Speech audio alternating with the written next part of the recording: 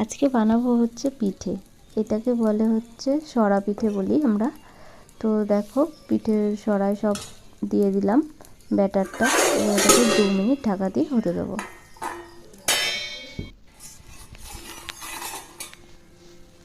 দেখো 2 মিনিট পরে আমার পিঠেগুলো সব হয়ে গেছে, এবার এগুলো তুলে নেবো সব কটা।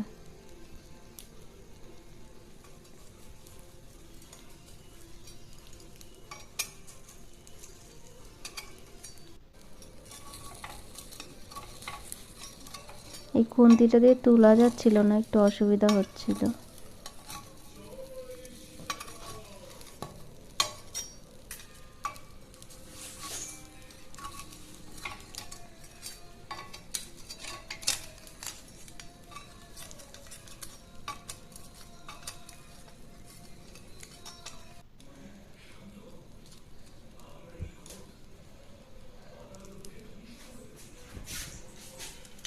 এখন বেশ কয়েকটা পিঠে তো হয়ে গেছে, এবার এগুলোকে আমি দুধ জাল দিয়ে রেখেছিলাম গুড় দিয়ে, তো এখন দুধে ভিজিয়ে দেবো এই পিঠেগুলো।